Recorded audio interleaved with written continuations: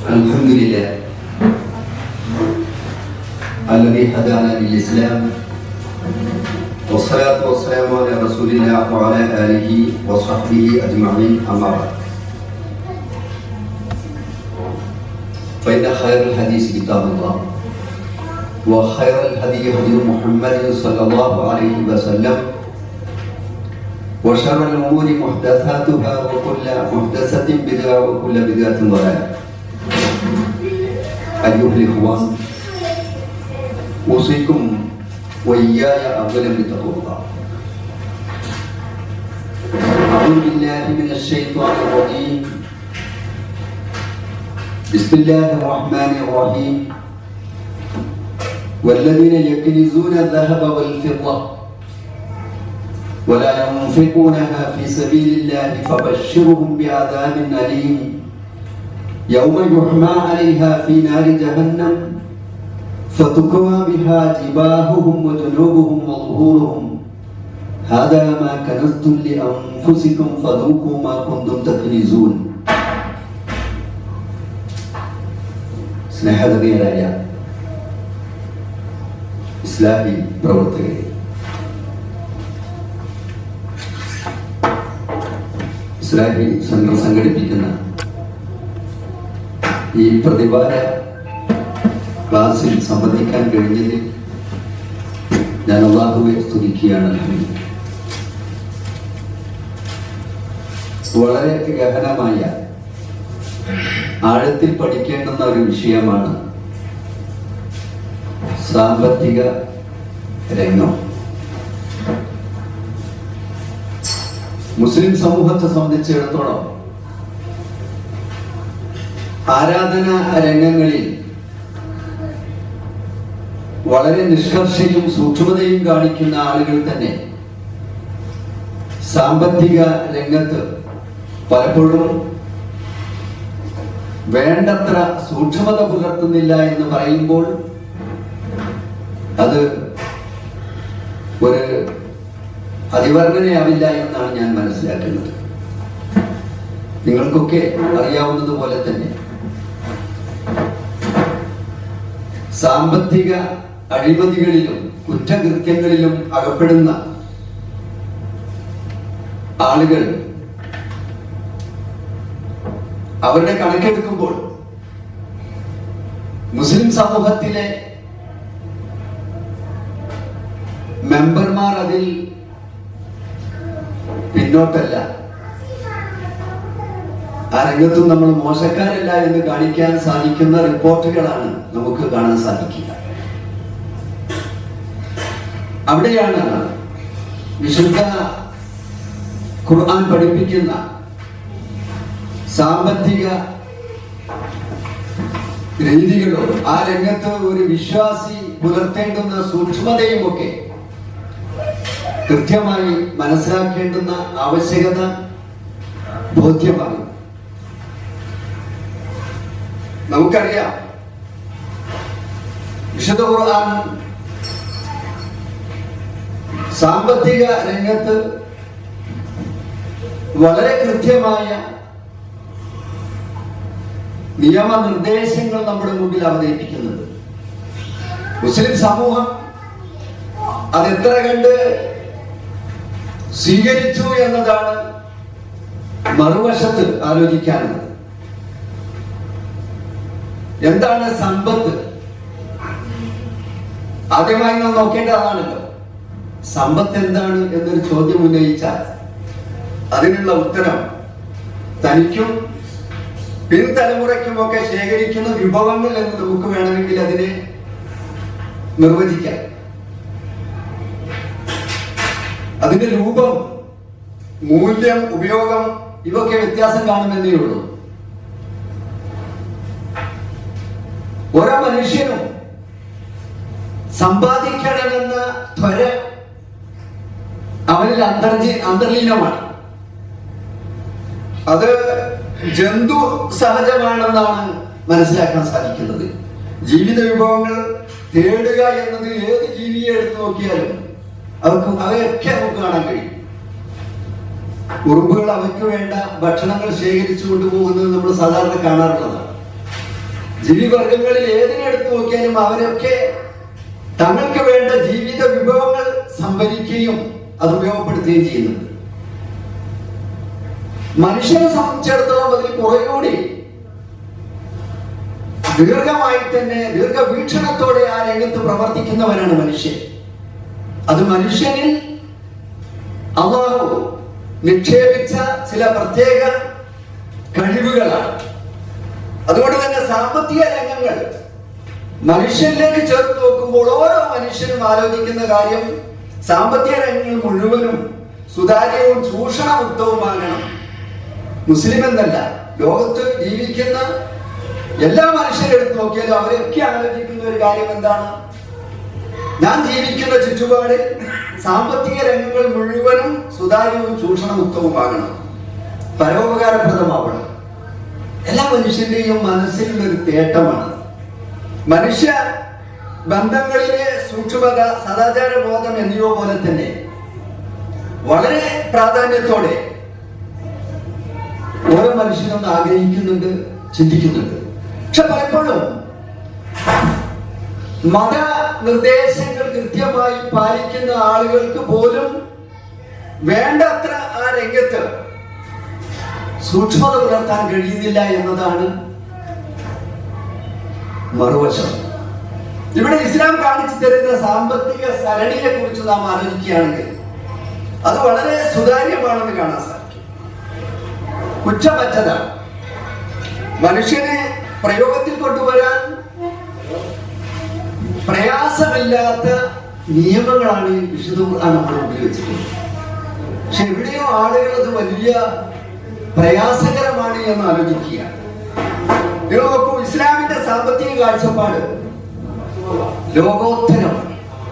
ലോകത്തും ഇത്ര നല്ല ഒരു സാമ്പത്തിക വ്യവസ്ഥ മനുഷ്യകുലത്തിന് മുമ്പിൽ വെച്ച ഒരു നിയമങ്ങളെയും നമുക്ക് കാണാൻ സാധിക്കില്ല എന്നാണ്. അതിലൊന്ന് ഇസ്ലാം നമ്മളീ പറഞ്ഞ സമ്പാദ്യം, തനിക്കും തന്റെ ഭാവി തലമുറയ്ക്കും വേണ്ടി സമ്പാദിക്കുക എന്ന ആ സമ്പാദ്യത്തെ ഇസ്ലാം പ്രോത്സാഹിപ്പിക്കുന്നുണ്ട്, വിശുദ്ധ ഖുർആൻ പ്രോത്സാഹിപ്പിക്കുന്നുണ്ട്. പലരും ഇങ്ങനെയുള്ള പല ഇസങ്ങളും സമ്പാദ്യത്തെ ഈ രീതിയിൽ കാണുന്നില്ല എന്നതാണ് നമുക്ക് അത് പഠിച്ചാൽ മനസ്സിലാക്കുക. അപ്പൊ അതിന് ഉദാഹരണം സോഷ്യലിസ്റ്റ് കാഴ്ചപ്പാട് അതെടുത്ത് നോക്കൂ. അവിടെ കാണാൻ കഴിയുന്നത് സ്വകാര്യ സ്വത്ത് എന്ന് പറഞ്ഞൊന്നില്ല, അത് പാടില്ല എന്നാണ് സോഷ്യലിസ്റ്റ് വ്യവസ്ഥയിൽ. വ്യക്തികൾ സമ്പാദിക്കാൻ പാടില്ല. അധ്വാനം വ്യക്തിക്കും അതിന്റെ ഫലം സ്റ്റേറ്റിനും ആയിരിക്കണം എന്നാണ് സോഷ്യലിസ്റ്റ് വ്യവസ്ഥയിൽ പഠിപ്പിക്കുന്നത്. ഇനി മറ്റൊന്നാണല്ലോ ക്യാപിറ്റലിസം, മുതലാളിത്തം. അവിടെ എന്താണ്? സ്വകാര്യ ഉടമസ്ഥത നിലനിൽക്കുന്നതും അത് ലാഭാധിഷ്ഠിതമായി ഉപയോഗിക്കുന്നതുമായ സമ്പദ് വ്യവസ്ഥയാണ് മുതലാളിത്ത വ്യവസ്ഥ. അതുകൊണ്ട് തന്നെ ഒരു മുതലാളിയെ സംബന്ധിച്ചിടത്തോളം മുതലാളിത്ത വ്യവസ്ഥയിൽ അവനെ പുരോഗതിപ്പെടാൻ, അവന്റെ സമ്പത്ത് വർദ്ധിക്കാൻ പറ്റിയ എന്തെല്ലാം മാർഗങ്ങളുണ്ടോ അത് ഏത് അന്യായമായാലും അത് ഉപയോഗിച്ചുകൊണ്ട് അവർ സമ്പാദിക്കാം എന്നതാണ് മുതലാളിത്തം പഠിപ്പിക്കുന്നത്. ഇത് രണ്ടും സമൂഹത്തിന് ഗുണപ്രദമല്ല എന്നാണ് കണ്ടെത്തിയിരിക്കുന്നത്. നമുക്കറിയാം, സോഷ്യലിസ്റ്റ് വ്യവസ്ഥയിൽ പരീക്ഷിച്ച് പരാജയപ്പെട്ട രാഷ്ട്രങ്ങളെ കുറിച്ച് നമുക്കറിയാം. മുതലാളിത്തത്തിന്റെ ദൂഷ്യഫലങ്ങൾ അനുഭവിക്കുന്നവരാണ് ഈ ഇരിക്കുന്ന നമ്മളൊക്കെ. പുതിയ സംഭവ വികാസങ്ങളിൽ നമുക്കറിയാലോ, ഇന്ത്യയിൽ തന്നെ മുതലാളിത്തത്തിന് കോഴ വിവാദത്തിൽപ്പെട്ട് വലിയ മുതലാളിമാർ പിടിക്കപ്പെടാൻ വേണ്ടി അന്താരാഷ്ട്ര നിലയിൽ തന്നെ ശ്രമങ്ങൾ നടക്കുമ്പോൾ അവരെ സംരക്ഷിക്കാൻ മറുഭാഗത്ത് ശ്രമങ്ങൾ നടക്കുന്നു എന്നത് മുതലാളിത്തത്തിന്റെ കരാള ഹസ്തമാണ് നമ്മുടെ മുമ്പിൽ തുറന്നിടുന്നത്. ഇവിടെയാണ് നമുക്ക് ഇസ്ലാമിന്റെ സാമ്പത്തിക വ്യവസ്ഥിതിയെ പഠിക്കാനും മനസ്സിലാക്കാനും സാധിക്കും. ഭൗതിക നേട്ടവും സമ്പദ് സമൃദ്ധിയും ഒക്കെ മതവിരുദ്ധമായി കാണുന്ന ചില ചിന്താഗതികളും ഉണ്ട്. മുസ്ലിങ്ങളിൽ വരെ അതുണ്ട് എന്നാണ്. ചില സൂഫി ചിന്താഗതി ദുനിയാവ് എന്ന് പറഞ്ഞാൽ അത് ഒരു ശവമാണ്. ദുനിയാവിലെ സുഖസൗകര്യങ്ങളൊക്കെ ശവം, അത് തേടുന്നവർ പട്ടികളാണെന്നാണ് ചില സൂഫി ചിന്താഗതി ഉള്ള ആളുകൾ പറയുന്ന. അങ്ങനെ അതുകൊണ്ട് തന്നെ ദുനിയാവിലൊന്നും സമ്പാദിക്കാൻ നോക്കണ്ട, നമ്മള് ആഖിറത്തിലേക്കുള്ള കാര്യം മാത്രം നോക്കി ജീവിച്ചാൽ മതി എന്ന് ചിന്തിക്കുന്ന ആളുകളുണ്ട്.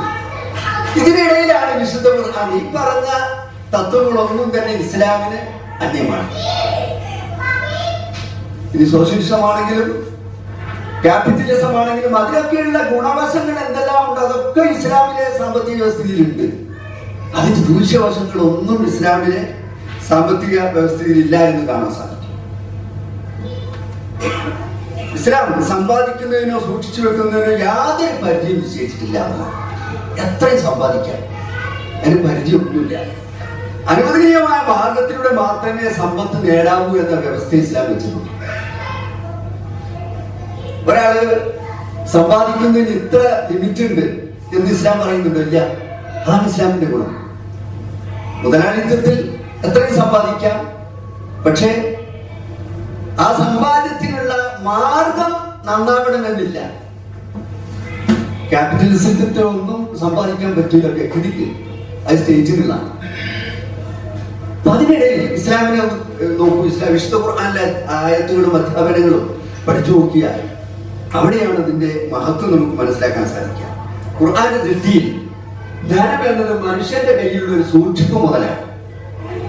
അതിന്റെ യഥാർത്ഥ അവകാശ ഉടമസ്ഥൻ ആരാണ്? അല്ലാഹുവാണ്. അതാണ് കൂടെ പറയുന്നത്. അത് സമൂഹ നന്മയ്ക്ക് വേണ്ടി കൈകാര്യം ചെയ്യുന്ന ഒരു ഉദ്യോഗസ്ഥനാണ് മനുഷ്യൻ. അതാണ് ഖുർആൻ പഠിപ്പിക്കുന്നത്.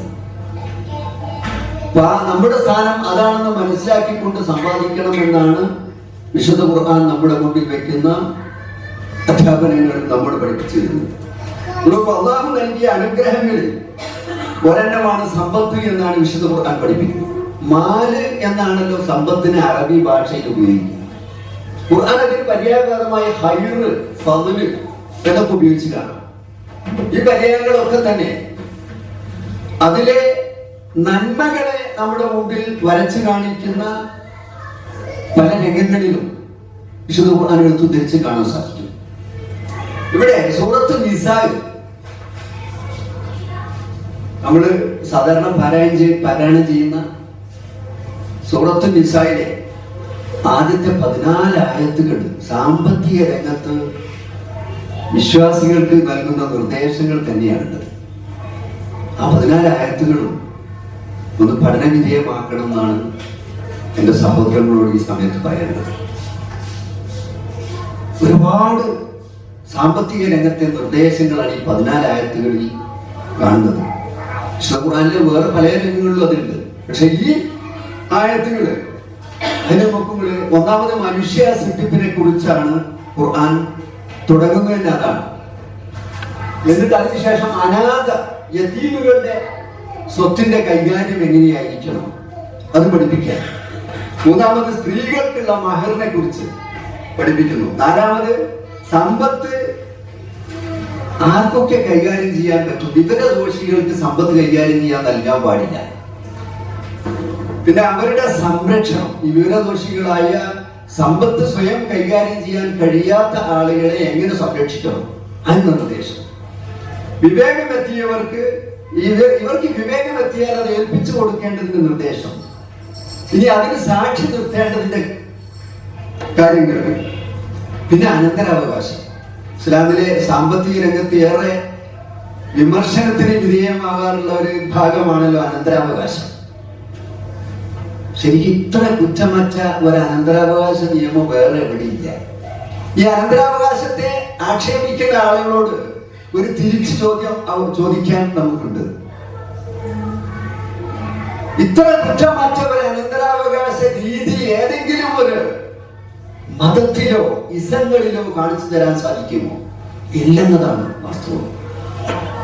വിശുദ്ധ ഖുർആനിലെ 3 ആയത്തുകളാണ് അല്ലാഹു അനന്തരാവകാശത്തിന് ഉപയോഗിച്ചിട്ടുള്ളത്. പക്ഷെ ഈ 3 ആയത്തുകൾ കൊണ്ട് ഇസ്ലാമിലെ അനന്തര നിയമങ്ങളെ പഠിച്ച ആളുകൾ എത്ര ഗ്രന്ഥങ്ങളാണ് വിരചിതമായെന്ന് അറിയാൻ കഴിയും. അത്രമാത്രം മഹത്തായ ഒരു നിയമ വ്യവസ്ഥിതിയാണ് ഇസ്ലാമിലെ അനന്തരാവകാശത്തിൽ. ആ 3 ആയത്തുണ്ട്. അത്ഭുതം തോന്നിപ്പോകും. എല്ലാം വരുന്നുണ്ട്. ആ 3 ആയത്ത് വെച്ചിട്ടാണ് അനന്തരാവകാശ നിയമങ്ങളുടെ ഗ്രന്ഥങ്ങൾ മുഴുവൻ രചിതമായിട്ടുള്ളത്. നമ്മൾ വായിക്കണം, പഠിക്കണം എന്നാണ് എനിക്ക് പറയാനുള്ളത്. പിന്നെ ഒന്നുള്ള മറ്റൊന്ന് വസിയ്യത്ത്. സാമ്പത്തിക രംഗത്ത് അള്ളാഹുവിന്റെ അതിർവരമ്പുകൾ, അത് പാലിച്ചാലുള്ള പ്രതിഫലം, ധിക്കരിച്ചാലുള്ള ശിക്ഷ, ഇതൊക്കെ ഈ 13 ആയത്തുകളിലായിട്ട് അള്ളാഹു പഠിപ്പിക്കാം. ഒരു വിശ്വാസിയെ സംബന്ധിച്ചിടത്തോളം അവൻ അറിഞ്ഞിരിക്കേണ്ടുന്ന സാമ്പത്തിക രംഗത്ത് അവനിൽ ഉണ്ടായിരിക്കേണ്ടുന്ന ഒരുപാട് നല്ല ഗുണങ്ങളെ സ്വാംശീകരിച്ച ആയത്തുകളാണ്. ആ ആയത്തുകളിൽ ചില ഭാഗങ്ങളിലൂടെ ഞാനൊന്ന് ഒരു ഓട്ടപ്രദക്ഷിണം നടത്താനാണ് ഉദ്ദേശിക്കുന്നത്. ഏറെ സമയം അനുവദിക്കില്ല എന്നതുകൊണ്ട് തന്നെ ഈ പ്രതിവാര ക്ലാസ്സിന് ഒരു നിശ്ചിത സമയമുണ്ടല്ലോ. അപ്പൊ ആ സമയത്തിനുള്ളിൽ ഒതുങ്ങാവുന്ന ചില കാര്യങ്ങൾ നിങ്ങളുടെ മുമ്പിൽ വെക്കാനാണ് ഉദ്ദേശിക്കുന്നത്. ഖുർആന്റെ വീക്ഷണത്തിൽ സമ്പത്ത് എന്നത് എന്താണ്? ജീവിത നിലനിൽപ്പിന് ആധാരമാണെന്നാണ് നമ്മൾ പഠിപ്പിച്ചത്. സൂറത്ത് നിസായിൽ തന്നെയാണ്. നിസായിൽ 5-ാമത്തെ ആയത്താണ്. നോക്കൂ,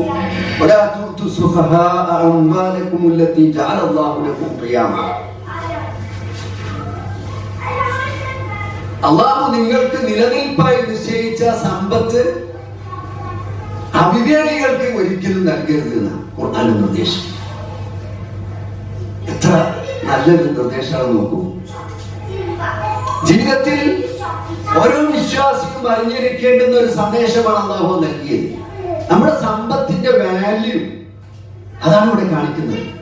സമ്പത്ത് കൈകാര്യം ചെയ്യുന്നിടത്ത് അത് വിവേകമില്ലാതെ ഉപയോഗിക്കുന്നവർക്ക് ഒരിക്കലും കൈമാറാൻ പാടില്ല.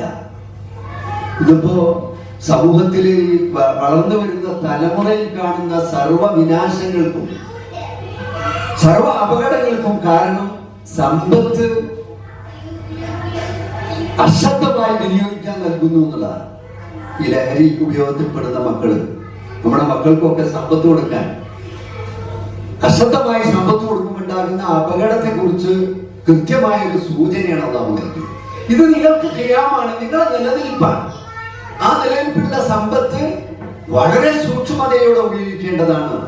സ്വഭാവക്കൾക്ക്, വിവരമില്ലാത്തവർക്ക് അത് കൈകാര്യം ചെയ്യാൻ കൊടുക്കാൻ പാടില്ല. വിവേകമെത്തിയവർക്ക് സമ്പത്ത് കൊടുക്കാൻ പാടുള്ളൂ. പലപ്പോഴും കോളേജിലൊക്കെ അധ്യാപകരാകുന്ന ആളുകൾക്കറിയാം. ഇപ്പൊ കോളേജ് അധ്യാപകനായി തിരിഞ്ഞ ഒരാളെന്നുള്ള എനിക്കറിയാം. കോളേജ് ക്യാമ്പസിൽ പ്രശ്നങ്ങൾ സൃഷ്ടിക്കുന്ന കുട്ടികളെ എടുത്ത് നോക്കിയാൽ അവരുടെ പോക്കറ്റിൽ ATM കാർഡ് ഉണ്ടാവും. മാതാവും പിതാവും വിദേശത്തായിരിക്കും. സ്വതന്ത്രമായി സമ്പത്ത് ഉപയോഗിക്കാൻ മാതാപിതാക്കൾ അവനെ ഏൽപ്പിക്കുന്നു. അങ്ങനെ ഏൽപ്പിക്കരുതേ എന്നാണ് പറഞ്ഞത്. അപ്പൊ അത് പ്രാവർത്തികമാക്കാത്തതിന്റെ ദുരന്ത ഫലം ആ മക്കളും വഴിതെറ്റി തങ്ങളുടേതല്ലാത്ത മക്കളായി പോയി, അല്ലെങ്കിൽ തങ്ങൾക്ക് വേണ്ടാത്ത, തങ്ങളെ വേണ്ടാത്ത മക്കളായി പോയി മാറുന്നതിന്റെ ഒരുപാട് ഉദാഹരണങ്ങൾ നമ്മുടെ നാട്ടിൽ നിന്നും നടപ്പിലുണ്ട്. അപ്പൊ വളരെ ശ്രദ്ധിക്കേണ്ട ഒരു കാര്യമായിട്ടാണ് അള്ളാഹു ഇവിടെ അത് പഠിപ്പിക്കുന്നത്. ഇനി നോക്കൂ, പിൻതലമുറയെ ദരിദ്രരായി വിടരുത് എന്നുള്ളതാണ് നിസായിൽ തന്നെ അള്ളാഹു 9-ാമത്തെ വചനത്തിൽ പഠിപ്പിക്കുന്നത്. സമ്പത്ത് കൈകാര്യം ചെയ്യുന്നിടത്ത് സാമ്പത്തിക ശേഷി മക്കൾക്ക് അശ്രദ്ധമായി നൽകുന്നത് പോലെ തന്നെ നമ്മൾക്ക് കിട്ടിയ സമ്പത്ത് മുഴുവനും നമ്മൾ ഒന്നുമല്ലാതാക്കിയ ശേഷം നാം മക്കളെ ദരിദ്രരായി വിടുന്ന ഒരവസ്ഥ ഉണ്ടാകാൻ പാടില്ല. അനന്തരാവകാശികളെ ദരിദ്രരായി വിടുക എന്നുള്ള ഏറ്റവും വലിയ അപകടമായിട്ടാണ് റസൂൽ പഠിപ്പിച്ചത്.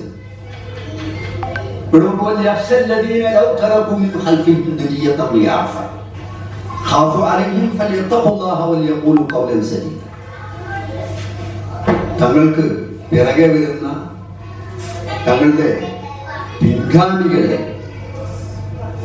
ദുർബലരായ ആ പിൻഗാമികളെ സാമ്പത്തിക ശേഷിയില്ലാത്ത അവസ്ഥയിൽ വിടുന്നതിനെ പേടിച്ചോളൂ എന്നാണ് അള്ളാഹു പറഞ്ഞത്. ഇതെന്താ ഇങ്ങനെ പറയാൻ കാരണം? സമ്പത്തിന്റെ വിനിമയ രംഗത്ത് രക്ഷിതാക്കൾ ശ്രദ്ധിക്കേണ്ട വളരെ ദീർഘവീക്ഷണത്തോടെയുള്ള ഒരു നിർദ്ദേശമാണ് അല്ലാഹു അവിടെ നൽകിയത്. പലപ്പോഴും നേരത്തെ മക്കളെ കുറിച്ച് പറഞ്ഞ പോലെ തന്നെ ഞാൻ സമ്പാദിക്കുന്നു, എന്റെ സമ്പാദ്യം എന്തിന്, അത് ഞാൻ നശിപ്പിക്കട്ടെ, മക്കൾ വേണമെങ്കിൽ അധ്വാനിച്ചു കൊള്ളട്ടെ എന്ന് ചിന്തിക്കുന്ന ആളുകളെ കാണാൻ സാധിക്കും. അങ്ങനെ ആയിക്കൂടാണ്.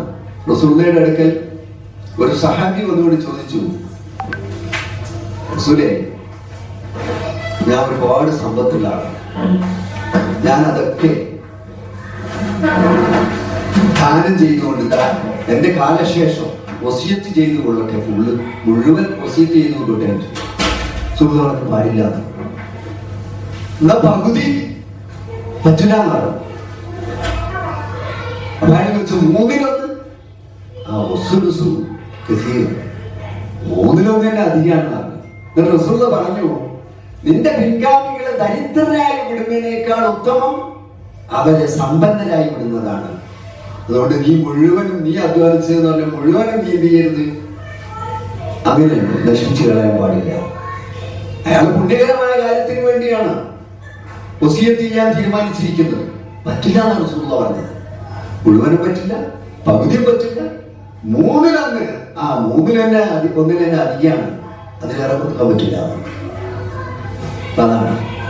അപ്പൊ നമ്മുടെ പിൻതലമുറയെ സുരക്ഷിതരായി വിടാനുള്ള ചിന്ത വിശ്വാസികൾ കരുപ്പിടിപ്പിക്കുന്ന നിർദ്ദേശമാണ് ഈ ആയത്തിലുള്ളത്. അപ്പൊ സമ്പദ് സമൃദ്ധി, അതിനെ മതിയും മറന്ന് ജീവിക്കുന്നവരാണല്ലോ മനുഷ്യ സഹജമാണ്. സാമ്പത്തിക ശേഷി ഉണ്ടാവുമ്പോൾ എന്താണ് ഈ സമ്പത്ത് ചെയ്യേണ്ടതെന്ന് അറിയാതെ പലതും അനാവശ്യമായതെന്തും ചെയ്യാൻ ഉള്ള താല്പര്യം മനുഷ്യ സഹജമായി കാണാൻ സാധിക്കും. ആശക്കും ആഗ്രഹത്തിനും ഒന്നും തെറ്റില്ല, പക്ഷേ അത് ഗുണപ്രദമായി ഉപയോഗിക്കാൻ ശ്രദ്ധിക്കണമെന്നില്ല. ആഗ്രഹം ഉണ്ടാവണം, സമ്പാദിക്കാനുള്ള ആഗ്രഹം, അതാണ് വളർച്ചയുടെ നിദാനമാണ്. അപ്പൊ സമ്പത്തിനോടുള്ള, നേരത്തെ പറഞ്ഞ പോലെ ജീവത്തല്ല, ദുന്യാവിലെ സമ്പത്ത് എന്ന് പറഞ്ഞാൽ അതൊരു വെറും ശവമാണെന്ന ചിന്തയല്ല. അതിനപ്പുറം ഖുർആൻ പറഞ്ഞത്, നിങ്ങൾ ആഗ്രഹങ്ങൾ പ്രകടിപ്പിക്കുകയും സാമ്പത്തിക ശേഷി ഉണ്ടാക്കാനുള്ള താല്പര്യം ഉണ്ടാവുകയൊക്കെ ചെയ്യണം, അതാണ് വേണ്ടത്.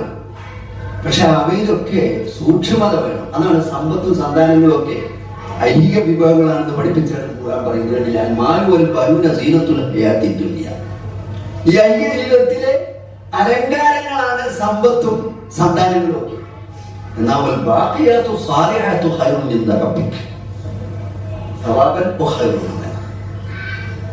ശേഷിപ്പുള്ളത് നിനക്ക് നാളെ പരലോകത്തേക്ക് ബാക്കി വരുന്നത് സ്വാലിഹാത്തായ സൽക്കർമ്മങ്ങളിൽ വിനിയോഗിക്കുന്ന നിന്റെ സമ്പത്താണ്. അപ്പൊ നല്ല കർമ്മങ്ങളിൽ വിനിയോഗിക്കാനുള്ള സന്മനസ് കൂടി സാമ്പത്തിക ശേഷി വർദ്ധിപ്പിക്കുന്ന ആളുകൾക്ക് ഉണ്ടാകണമെന്ന് ഖുർആൻ പഠിപ്പിക്കുന്നത്. അങ്ങനെ വരുമ്പോ അത് നേടാനുള്ള താല്പര്യവും ആഗ്രഹവും ഉണ്ടാകും. അത് തനിക്ക് പരലോകത്തേക്ക് ഗുണപ്രദമായി വിനിയോഗിക്കാനുള്ള ആഗ്രഹവും ഉണ്ടാകും. പക്ഷെ അതേ കാര്യത്തെ തന്നെ അല്ലാഹു മറ്റൊരിക്കൽ പറഞ്ഞത്, വഅലമു അന്നമ അംവാലുക്കും വഔലാദുക്കും ഫിത്ന വഅന്നല്ലാഹ യൻദുറു അജ്റൻ അലീം. നിങ്ങൾ ശ്രദ്ധിക്കണം, നിങ്ങളുടെ സമ്പത്തും സന്താനങ്ങളും ഒക്കെ നിങ്ങൾക്ക് പരീക്ഷണമാണ്. അതാണ് ഖുർആൻ മറ്റൊരു പഠിപ്പിക്കുന്നത്. ആദ്യം പറഞ്ഞ അതൊക്കെ നിങ്ങൾ അലങ്കാരാണെന്ന് പറഞ്ഞ ശേഷം പിന്നീട് പറയുന്നത് ഇങ്ങനെയാണ്, ഇത് പരീക്ഷണം കൂടിയാണ്. അത് ഓർക്കണേ. അപ്പൊ സമ്പത്ത് സമ്പാദിക്കുന്നതോടൊപ്പം ഇതെനിക്ക് പരീക്ഷണമായി മാറരുത് എന്ന് വിശ്വാസികൾ ശ്രദ്ധിക്കേണ്ടതുണ്ട്. അവിടെയാണ് സാമ്പത്തിക വിശുദ്ധിയിലേക്ക് നാം വരേണ്ടി വരുന്നത്. ഇസ്ലാം മുന്നോട്ട് വെക്കുന്ന സാമ്പത്തിക ദർശനങ്ങളെ നമുക്ക് ഒന്ന് ചുരുക്കി മനസ്സിലാക്കുകയാണെങ്കിൽ, ഖുർആനിലെ ആദ്യ അവസാനമുള്ള ആയത്തുകളൊക്കെ എടുത്തൊന്ന് പരിശോധിച്ചാൽ അതിങ്ങനെ ചുരുക്കാൻ കഴിയും. അതിൽ മിതത്വവും സന്തുലിതത്വവും കാണാം. അതോടൊപ്പം തന്നെ അതിന് പ്രായോഗികതയും കാലിക പ്രസക്തിയുണ്ട്. ആർക്കും എത്രയും സമ്പാദിക്കാം. സ്വകാര്യ സ്വത്തിന് യാതൊരു വിരോധവും വിശുദ്ധ ഖുർആൻ വെക്കുന്നില്ല. പക്ഷേ ചില നിബന്ധനകൾ വെച്ചിട്ടുണ്ടെങ്കിൽ മാത്രം. അതെന്താണ്? അള്ളാഹുവിന്റെ വരദാനമാണ് ഇതെന്ന് ഓർമ്മ വേണം. ഞാൻ നേരത്തെ പറഞ്ഞല്ലോ, ഇത് അമ്മ തന്ന അതിന്റെ കൈകാര്യകർത്താവാണ് നമ്മൾ, ഇതിന്റെ ഉടമസ്ഥൻ അള്ളാഹുവാണ്. ആ ഓർമ്മ വേണം. മറ്റൊന്ന്, അള്ളാഹുവിന്റെ അനുഗ്രഹം ലഭിച്ചവർ ഇല്ലാത്തവർക്ക് പങ്കുവെക്കാനുള്ള സന്മനസ് വേണമെന്നാണ് പഠിപ്പിച്ചത്. ഇത് കിട്ടിയവർ ഇത് മുഴുവൻ എന്ത് തന്നെയാണെന്ന് കരുതി കെട്ടിപ്പൊട്ടി വെച്ചാൽ പോരാ. എന്ത് ചെയ്യണം? മറ്റുള്ളവർക്ക് കൂടി പങ്കുവെക്കാനുള്ള സന്മനസ് വേണം. ഈ ഇസ്ലാമിക സമ്പദ് വ്യവസ്ഥയെ കുറിച്ച് പറയുമ്പോൾ അവിടെ അടിസ്ഥാനപരമായി നമുക്ക് മനസ്സിലാക്കേണ്ടത്, ഞാൻ നേരത്തെ സൂചിപ്പിച്ച ക്യാപിറ്റലിസവും അതേപ്രകാരം സോഷ്യലിസവും ഒന്നും കാണാത്ത കുറെ കാഴ്ചപ്പാടുകൾ ഇസ്ലാമിനുണ്ട്. അവിടെയാണ് ഇസ്ലാമിന്റെ സമ്പദ് വ്യവസ്ഥ സുരക്ഷിതമാകുന്നതും തല ഉയർത്തി നിൽക്കാൻ പര്യാപ്തമാകുന്നതും. അതിൽ പറഞ്ഞ കാര്യങ്ങളൊക്കെയാണ് അടിസ്ഥാനപരമായി ഏകദൈവ വിശ്വാസത്തിൽ അധിഷ്ഠിതമായുള്ളതാണ് ഇസ്ലാമിലെ സമ്പദ് വ്യവസ്ഥ. രണ്ടാമത്തെ, അത് സമ്പത്തിനെ അള്ളാഹു ഏൽപ്പിച്ച ഉത്തരവാദിത്വമായി കാണാൻ മനുഷ്യനെ പഠിപ്പിക്കുന്നുണ്ട്. മുതലാളിയെ സംബന്ധിച്ചിടത്തോളം മുതലാളിത്തത്തിലേ ഇല്ല, മുഴുവൻ എന്റേത് എന്നുള്ള തോന്നൽ മാത്രം, അവൻ ആർക്കും കൊടുക്കേണ്ടതില്ല. എങ്ങനെ ആരെ പിടിഞ്ഞാലും വേണ്ടില്ല എന്റെ സമ്പത്ത് വർദ്ധിപ്പിക്കണമെന്നേ അവൻ ചിന്തിക്കുള്ളൂ. ഒരു മുസ്ലിമിന് അത് കഴിയില്ല. മറ്റൊരാളുടെ അവകാശങ്ങൾ തുടങ്ങുന്നിടത്ത് തന്റെ അവകാശങ്ങൾ അവസാനിക്കുമെന്നാണ് ഖുർആൻ പഠിപ്പിക്കുന്നത്. എന്റെ സമ്പത്തിന് മറ്റുള്ളവർക്കുള്ള അവകാശം അതെവിടെയാണുള്ളത്? അവിടെ എന്റെ അവകാശം ഇല്ലാതാവും. അവിടെയുള്ള സക്കാത്തൊക്കെ കടന്നു വരുന്നത്. നമ്മുടെ സമ്പത്ത്, നമ്മൾ സമ്പാദിച്ച സമ്പത്തിന്റെ ഒരു 2.5% അത് മറ്റുള്ളവരാണ്. അതെനിക്ക് യാതൊരു കൈകാര്യം പറ്റില്ല. നിർബന്ധമായും അത് അവർക്ക് ഏൽപ്പിക്കേണ്ടതാണെന്നുള്ള ബോധം ഇതൊരു മുതലാളിത്തത്തിൽ ഉണ്ടാവില്ല. പിന്നെ സോഷ്യലിസത്തിലും ആയില്ല. സോഷ്യലിസത്തിൽ അത് ഏതായാലും ഇല്ലല്ലോ, കാരണം സമ്പത്ത് അവൻ്റെതല്ല, അത് സ്റ്റേറ്റിൻ്റെതാണല്ലോ. സ്റ്റേറ്റ് അവന് വേണ്ടത് ഇങ്ങനെ കൊടുക്കണം എന്നാണ് സോഷ്യലിസം പഠിപ്പിക്കുന്നത്. പിന്നെ ദരിദ്രനെ മാനിക്കണമെന്നും അവനെ പരിഗണിക്കണമെന്നും പഠിപ്പിക്കുന്നുണ്ട് ഖുർആൻ. സർക്കാർ നൽകിയതാകയാൽ സമ്പത്തിനെ അന്യായമായും ചെലവഴിക്കരുതെന്നും സമ്പാദിക്കുമ്പോഴും വിനിയോഗിക്കുമ്പോഴും അതിൽ ദൈവിക നിയമങ്ങൾ പാലിക്കണമെന്നും പഠിപ്പിക്കുന്നുണ്ട്. ഇവിടെയാണ് ഇസ്ലാമിക മറ്റൊന്ന്, പലിശ, വഞ്ചന, ചതി, അളവിലും തൂക്കത്തിലും കൃത്രിമം കാണിക്കൽ, അന്യന്റെ സ്വത്ത് അപഹരിക്കൽ, കളവ്, മോഷണം, പൂഴ്ത്തിവെപ്പ്, ചൂതാട്ടം, ഊഹക്കച്ചവടം തുടങ്ങി സമ്പദ് രംഗത്തെ ദോഷകരമായി ബാധിക്കുന്ന എന്തെല്ലാം കാര്യങ്ങളുണ്ടോ അതൊക്കെ വിശ്വാസികൾ ഇന്ന് വിട്ടു നിൽക്കണമെന്ന് ഖുർആൻ പഠിപ്പിച്ചിട്ടുണ്ട്. പലയിടങ്ങളിലായിട്ട് ഓരോന്ന് പറയുന്നുണ്ട്. അത് ഓരോന്നും എടുത്ത് വിശദീകരിക്കാൻ സമയമില്ല. ഞാൻ ചുരുക്കി അത് നിങ്ങളുടെ മുമ്പിൽ വെച്ചതാണ്. ഇനി നോക്കൂ, ഖുർആന്റെ സാമ്പത്തിക രംഗത്തെ കുറിച്ചുള്ള വീക്ഷണം നോക്കുമ്പോൾ നിർബന്ധമാക്കുകയോ പ്രോത്സാഹിപ്പിക്കുകയോ ചെയ്ത കാര്യങ്ങളൊക്കെ തന്നെ സമ്പത്തിൽ നിർബന്ധമായി ചെയ്യണം എന്ന് പറഞ്ഞത് പ്രോത്സാഹിപ്പിക്കുകയും ചെയ്യാൻ പറഞ്ഞ കാര്യങ്ങളൊക്കെ തന്നെ എന്താണ്? സാമ്പത്തിക രംഗത്തെ പരിപോഷിപ്പിക്കുന്നതാണെന്ന് കാണാൻ സാധിക്കും. സമ്പന്നനും ദരിദ്രർക്കും ഗുണകരമായ കാര്യങ്ങളായിരിക്കും ഒക്കെ ഉള്ളത്. ഏതെടുത്ത് നോക്കിയാൽ അതിന് ഉദാഹരണം, ഇപ്പൊ ധനികൻ ദരിദ്രന് നൽകേണ്ട നിർബന്ധ വിഹിതമായ സക്കാത്ത്, ആ സക്കാത്ത് ധനികന്റെ ഗുണമാണെന്നാ പറഞ്ഞത്. ഞാൻ പിന്നീട് വിശദീകരിക്കുന്നുണ്ട്. അതേപോലെ ഏറെ പ്രതിഫലാർഹമായി പ്രോത്സാഹിപ്പിക്കേണ്ട ദാനധർമ്മങ്ങൾ, ധനികനാണ് അതിന്റെ ഗുണം. നമ്മൾ കേൾക്കുന്നത് ധനികന്റെ സമ്പത്ത് കുറയല്ലേ? അല്ല, സക്കാത്ത് എന്ന് പറഞ്ഞാൽ തന്നെ അത് വളർച്ച, ധനികന് വളർച്ച നൽകുന്നതാണ് സക്കാത്ത്.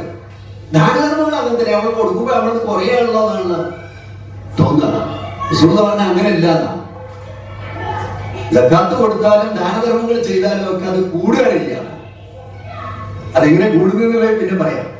പിന്നെ മറ്റൊന്നുള്ളത്, ഇനി ഇസ്ലാമിലെ മറ്റു രംഗങ്ങൾ ഏതെടുത്ത് നോക്കും, പൊതു ആവശ്യത്തിന് ഒക്കെ വേണ്ടി ഇപ്പൊ വഖഫ് വിവാദം നടക്കുന്നുണ്ട്. വഖഫ് ചെയ്യുന്നത് അത് സമ്പന്നനെ സംബന്ധിച്ചിടത്തോളം ഗുണകരമാണ്. അതുപ്രകാരം തന്നെ നിയമങ്ങൾ പാലിച്ചുകൊണ്ടുള്ള കച്ചവടം സമ്പന്നന് ഗുണാണ് കൊണ്ട് വരുത്തുള്ളൂ. സാമ്പത്തിക ശേഷി വരുന്നതോടൊപ്പം തന്നെ അതിൽ നിന്ന് സകാത്തും ദാനധർമ്മങ്ങളും ചെയ്യുമ്പോൾ അത് വീണ്ടും അവനിലേക്ക് തിരിച്ചു വരുന്നതാണ് സാമ്പത്തിക വിദഗ്ധർ അതിനെക്കുറിച്ച് പഠിച്ച് മനസ്സിലാക്കിയിട്ടുള്ളത്. അതേപോലെ തന്നെ പരസഹായം, ഈ ജീവകാരുണ്യ പ്രവർത്തന രംഗത്തൊക്കെ നമ്മൾ സമ്പത്ത് ഇറക്കുമ്പോൾ അതൊക്കെ എന്തെങ്കിലും കുറയല്ലോ എന്നൊരു പേടി നമ്മളെ പലപ്പോഴും നമ്മുടെ മനസ്സിലുണ്ടാവും. അതായത് പേടിക്കേണ്ടതില്ല, തിരിച്ചു വരും എന്നാണ് അള്ള പറഞ്ഞത്. അതിന് ഏറ്റവും വലിയൊരു ഉദാഹരണം വിനിമയ ത്രാണി എന്ന് പറഞ്ഞ, ഇപ്പൊ ഇന്ന് ഡോക്ടർ അമർത്യ സെന്നിനെ പോലുള്ള ആളുകളൊക്കെ അതാണ് ഈ ചാപ്റ്ററിലാണ്. ഈ രൂപത്തിൽ ഏത് സാമ്പത്തിക മേഖല എടുത്തു നോക്കിയാലും അവിടെയൊക്കെ നിങ്ങൾക്ക് ഇങ്ങനെ ഒരു ചക്രം കാണാൻ സാധിക്കും. സക്കാത്ത് കൊടുക്കുന്നവർ ഏത് സക്കാത്ത് എന്നല്ല, ഇനി ദാനധർമ്മങ്ങൾ ചെയ്യുകയാണെങ്കിലും ഇങ്ങനെ തന്നെയാണ്. ദാനധർമ്മങ്ങൾ സമ്പന്നൻ ദാനധർമ്മങ്ങൾ ഇന്ന് ഇപ്പൊ ജീവകാരുണ്യ പ്രവർത്തനങ്ങളിലേക്കൊക്കെ നമ്മൾ കൊടുക്കുമ്പോൾ അത് പാവങ്ങളുടെ കയ്യിലെത്തുക. അവർക്ക് വേണ്ടിയല്ലേ നമ്മൾ നൽകുന്നത്. അവരെ കയ്യിലെത്തിയാൽ അതിപ്പോ നേരെ പറഞ്ഞ ചെറുകിട കച്ചവടക്കാരിലേക്കോ അല്ലെങ്കിൽ മറ്റേതെങ്കിലും ബിസിനസ് കേന്ദ്രത്തിലേക്കോ ആണ് പൈസ പോകാൻ. ഒരിക്കലും പെട്ടിയിൽ കെട്ടിപ്പൂട്ടിയിരിക്കില്ല. അതുകൊണ്ടാണ് സമ്പത്ത് ഒരിക്കലും ഒരു സ്ഥലത്ത് കെട്ടിപ്പൂട്ടിയിരിക്കാൻ പാടില്ല എന്ന് വിശുദ്ധ ഖുർആൻ പഠിപ്പിച്ചത്. ഞാൻ ഒന്നും കേൾപ്പിച്ച വചനം തന്നെ നമ്മോട് പഠിപ്പിക്കുന്ന അതാണ്. സമ്പത്ത് ഒരിക്കലും ഒരു സ്ഥലത്ത് ഒഴിഞ്ഞുകൂടാൻ പാടില്ല. അതിന്റെ ഗൗരവത്തെ കുറിച്ചുള്ളൊരു ആയത്താണ് ഞാൻ നിങ്ങൾ ശ്രദ്ധയിൽപ്പെടുത്തിയത്. അപ്പോ ഇങ്ങനെ രംഗമാണ് ശരിക്കും സാമ്പത്തിക രംഗത്ത് വിശുദ്ധ ഖുർആൻ നമ്മുടെ മുമ്പിൽ വെക്കുന്നത്. അപ്പൊ ആവശ്യക്കാരനും സാമ്പത്തിക ഭദ്രത ഇല്ലാത്തവരും തന്റെ സ്വത്തിൽ അവകാശമുണ്ട് എന്ന് വിശ്വസിക്കുന്നവനാണ് ഭക്തൻ. ആ ഒരു വിശ്വാസമാണല്ലോ അത് ഞാൻ പറഞ്ഞത്. തൗഹീദുമായി ബന്ധപ്പെട്ട് അങ്ങനെ ഒരു വിശ്വാസം മനസ്സിലുകൊണ്ടാണ് സക്കാത്ത് കൊടുക്കാൻ തോന്നുന്നത്. ആ ഒരു വിശ്വാസം മനസ്സിലില്ലെങ്കിൽ സക്കാത്ത് വരില്ല. അപ്പൊ സമ്പത്ത് ഇറങ്ങൂല. സൂറത്തിൽ മാരിജിലല്ല പറഞ്ഞല്ലോ, വല്ലദീന ഫീ അംവാലിഹിം ഹഖ്ഖുൻ മഅലൂം. അവരുടെ സമ്പത്തിൽ ഒരു അറിയപ്പെട്ട വിഹിതം സാധുക്കൾക്കായിട്ടുണ്ട്. ദാരിയത്തിൽ അല്ല പറഞ്ഞു ഫീ അംവാലിഹിം ഹഖ്ഖുൻ ലിസാഇലി വൽ മഹ്റൂം. അവരുടെ സമ്പത്തിൽ ചോദിച്ചു വരുന്നവർക്കും ജീവിത സാധാരണത്തിനുള്ള വഴി നിഷേധിക്കപ്പെട്ട ആളുകൾക്കുമൊക്കെ ഒരു വിഹിതമുണ്ട്, ഉണ്ടാവണം എന്നാണ്. നമ്മുടെ സമ്പത്ത് ആ നിലയ്ക്ക് സമ്പത്തിൽ നിന്നൊരു വിഹിതം സാധുക്കൾക്ക് നീക്കി വെക്കേണ്ടതിന്റെ ആവശ്യകതയും അതിന്റെ ബാധ്യതയും ഈ രണ്ടായത്തിനോട് നമ്മോട് പഠിപ്പിക്കുന്നു. ഈ അവകാശമാണ് സക്കാത്തായിട്ട് പോകാൻ പഠിപ്പിച്ചു നോക്കും. പറഞ്ഞത് സക്കാത്ത് കൊടുക്കുന്നവരാണെന്നല്ല അവർ പറഞ്ഞത്. അതാ പറഞ്ഞത് അവിടെ സക്കാത്ത് പ്രാവർത്തികമാക്കുന്നവരായി മാറണം. മുഅ്മിനീങ്ങളുടെ ഗുണവിശേഷണങ്ങൾ എണ്ണി പറഞ്ഞതാണ് സൂറത്തുൽ മുഅ്മിനീന്റെ ആദ്യ ഭാഗം. അവിടെ ഇങ്ങനെ ഒരു വചനം പറയുന്നത് സക്കാത്തിനെ പ്രാവർത്തികമാക്കുന്നവരാകണം. ഇപ്പൊ സക്കാത്ത് കൊടുത്താൽ പോരാ, സക്കാത്ത് കൊടുക്കാനുള്ള പ്രോത്സാഹനവും കൊടുപ്പിക്കാനുള്ള ശ്രമവും ഉണ്ടാവണം. നമ്മുടെ നാട്ടിലുള്ള സക്കാത്ത് സമ്പ്രദായം തന്നെ ശരിയായിട്ടില്ല എന്നുള്ള അഭിപ്രായക്കാരനാണ് ഞാൻ. കാരണം സക്കാത്ത് ശേഖരിച്ചാൽ പോരാ, സക്കാത്ത് വിതരണ രീതി വിശുദ്ധ ഖുർആൻ പഠിപ്പിച്ച രൂപത്തിലേക്ക് വിതരണ രീതി എത്തിയെങ്കിൽ മാത്രമേ സക്കാത്ത് സക്കാത്താവൂ. ഇന്നിപ്പോ പല സക്കാത്ത് സെല്ലുകളും സക്കാത്ത് വിരിച്ച് അത് മഹലിലുള്ള കുറെ ആളുകൾക്കാണ് വീതിച്ച് നൽകുകയാണ്. അതോടെ സക്കാത്ത് വീടിന്ന് സമാധാനിക്കുക. യഥാർത്ഥത്തിൽ അങ്ങനെയല്ല സക്കാത്ത്. സക്കാത്ത് എന്ന് പറഞ്ഞാൽ സാമ്പത്തിക ബുദ്ധിമുട്ടുള്ള ആളെ ആ സാമ്പത്തിക പ്രയാസത്തിൽ നിന്ന് അവനെ രക്ഷിക്കാനുള്ള ശ്രമം അവിടെ ഉണ്ടാവണം. അപ്പോഴേ സക്കാത്താവും. അതിന് പറ്റിയ രൂപത്തിൽ സക്കാത്ത് ശേഖരിക്കലും വിതരണം നടത്തലും ഒക്കെ വിശുദ്ധ സക്കാത്തിന്റെ അർഹരായ ആളുകളെ എണ്ണിയിൽ ഒരു വിഭാഗക്കാരാണ് സക്കാത്തിന്റെ ഉദ്യോഗസ്ഥർ എന്ന് പറഞ്ഞിട്ടൊരു വിഭാഗം, 8 വിഭാഗം എണ്ണിയിൽ ഒരു വിഭാഗം സക്കാത്തിന്റെ ഉദ്യോഗസ്ഥരാണ്. ആ ഉദ്യോഗസ്ഥർ എന്ന് പറഞ്ഞാൽ അങ്ങനെ ഉണ്ടാവണം, അങ്ങനെ സംവിധാനം ഉണ്ടാവണം. മഹല്ലില് സക്കാത്ത് പിരിക്കുന്ന കുറെ ആളുകൾ ഇങ്ങനെ സക്കാത്ത് പിരിച്ചുകൊണ്ട് റമദാനിന് പിരിച്ച് വിതരണം ചെയ്യാനല്ല സക്കാത്ത്. വർഷം മുഴുവൻ നിലനിൽക്കുന്ന ഒരു ഓഫീസ് സക്കാത്ത് സംവിധാനത്തിൽ ഉണ്ടാവണം. അങ്ങനെ ഉണ്ടാവുമ്പോഴേ സക്കാത്ത് ഫലപ്രദമായി വിനിയോഗിക്കാൻ കഴിയും. അങ്ങനെ ഉണ്ടാവുമ്പോൾ ഒരു വർഷം നാം സക്കാത്ത് കൊടുത്ത ആള് പിറ്റത്തെ വർഷം അയാൾ സക്കാത്ത് കൊടുക്കുന്നവനായി മാറണം. തൊഴിൽ കഴിക്കുന്ന ഒരാൾക്ക് ഒരു തൊഴിലുപകരണം വാങ്ങിക്കൊടുത്ത് അവൻ അധ്വാനിച്ച് പിറ്റത്തെ വർഷം അവന്റെ അടുത്ത് സക്കാത്ത് സെല്ലിക്ക് സക്കാത്ത് വരണം. അപ്പോഴാണ് ശരിയായ വിതരണ രീതിയാവുള്ളൂ. അതിങ്ങനെ എല്ലാവർക്കും നുള്ളി വാരി ചെയ്താൽ അത് അങ്ങനെയാണ് പോകുന്നല്ലാതെ. അല്ലെങ്കിൽ റമദാനില് കുറെ കുട്ടികൾ ഓടി നടന്ന് ശേഖരിക്കുന്ന കുറെ സക്കാത്ത് അത് കുറെ പടക്കം പൊട്ടിച്ചു, കുറെ ഞാൻ നേരത്തെ പറഞ്ഞ പോലെ പലഹാരങ്ങളും ഒക്കെ വാങ്ങിയിട്ട് പോകുന്നില്ല. അവരുടെ പ്രശ്നം അവസാനിക്കുന്നില്ല. സക്കാത്ത് വാങ്ങുന്നവൻ എന്നും സക്കാത്ത് വാങ്ങുന്നവനും സക്കാത്ത് കൊടുക്കുന്നവൻ എന്നും സക്കാത്ത് കൊടുക്കുന്നവനായി നിലനിൽക്കുകയാണ്.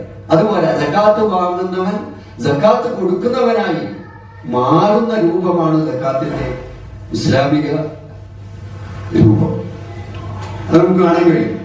ഇസ്ലാമിക സമ്പദ് വ്യവസ്ഥയിൽ എവിടെ എടുത്തു നോക്കിയാലും അവിടെ നോക്കിയാൽ അത് പരിശോധിച്ചാൽ നമുക്ക് മനസ്സിലാവും.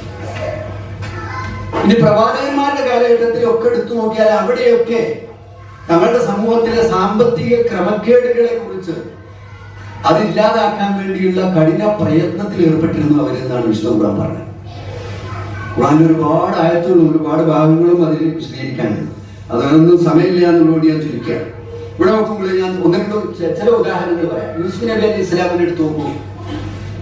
സാമ്പത്തിക രംഗം സ്വമേധയായി ഏറ്റെടുത്ത ഒരു പ്രവാചകനാണ് യൂസുഫ് നബി അലൈഹി ഇസ്ലാം.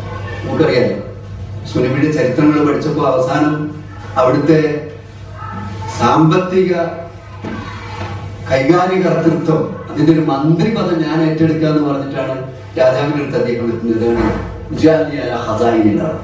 ഇനി ഹഫീദുണ്ടായി. അപ്പൊ സമ്പത്തിന്റെ വിതരണത്തിനുള്ള സാമ്പത്തിക സുരക്ഷിതത്വത്തിനുള്ള ഉത്തരവാദിത്വം ഏറ്റെടുക്കാനുള്ള ബാധ്യത വിശ്വാസികൾക്കൊക്കെ ഉണ്ട് എന്നാണ് ആ പറഞ്ഞതിനർത്ഥം.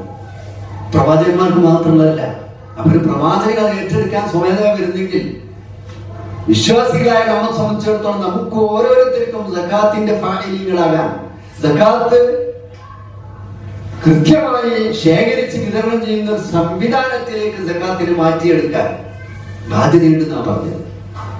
നമ്മളിപ്പോ മറ്റു രംഗങ്ങളിലൊക്കെ ഉള്ള ആ സൂക്ഷ്മത ആ രംഗത്ത് പൂർണ്ണമായിട്ടില്ല എന്നാണ് എന്റെ അഭിപ്രായം. അപ്പൊ അത് പോരാ. ഇനി നോക്കൂ, ഇബ്രാഹിം നബി അലൈഹി ഇസ്ലാമിനെ കുറിച്ച് പറഞ്ഞപ്പോഴും അദ്ദേഹം ഈ സാമ്പത്തിക രംഗത്തെ കുറിച്ച് വളരെ സൂക്ഷ്മത മനസ്സിലായിട്ടാണ് ഖുർആൻ പറഞ്ഞത്. മകനെയും ഭാര്യയെയും മക്ക മണലാരണ്യത്തിൽ ഇട്ടേച്ച് പോകുമ്പോൾ അദ്ദേഹത്തിന്റെ ദുആ സമ്പത്തിനെ കുറിച്ചാണ്.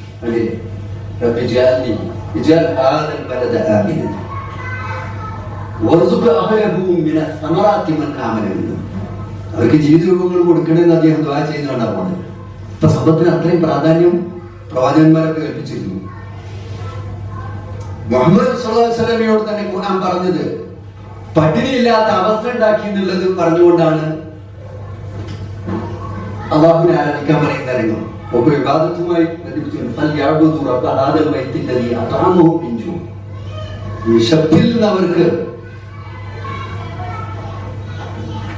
സുരക്ഷിതത്വം നൽകിയ ആ അല്ലാഹുവിന്റെ ഈ ബൈത്തിന്റെ ഉടമസ്ഥനെ നിങ്ങൾ ആരാധിക്കണം എന്ന് പറയാം. അപ്പൊ അത്രയും പ്രാധാന്യം ഉണ്ടായിരുന്നാണ് അല്ലാഹു ആയത്തിലൂടെ പഠിപ്പിക്കുന്നത്.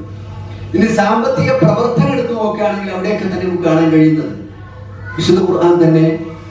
ഇപ്പൊ ജുമുഅയെ കുറിച്ച് പറഞ്ഞപ്പോൾ തന്നെ ജുമുഅ കഴിഞ്ഞാൽ പിന്നെ വേഗം രംഗത്തേക്ക് ഇറങ്ങിക്കോളും എന്നാ പറയുന്നത്.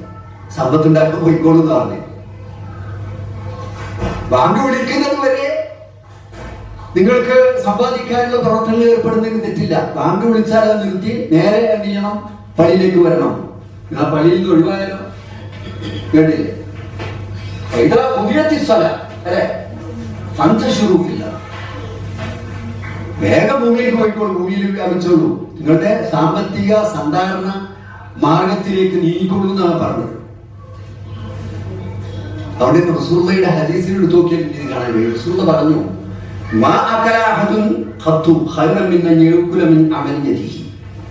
തന്റെ കൈകൾ കൊണ്ട് അധ്വാനിച്ച് ഭക്ഷിക്കുന്നതിനേക്കാൾ നല്ല പ്രവർത്തനം ആരും ചെയ്യുന്നില്ല.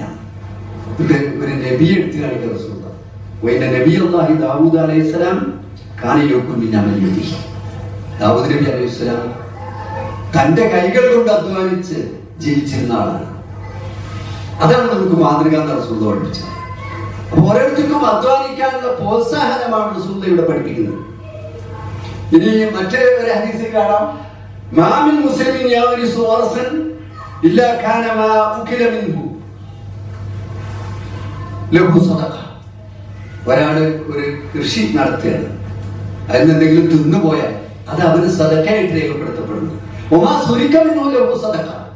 കട്ടുപോയാലോ, കൃഷി ഉണ്ടാക്കി കൃഷിയിൽ നിന്ന് കുറെ കളവ് കിടന്നു, അതും അവൻ അള്ളാന്റെ അടുത്ത് പ്രതിഫലമാണെന്നാണ് റസൂലുള്ളാഹി പറഞ്ഞത്.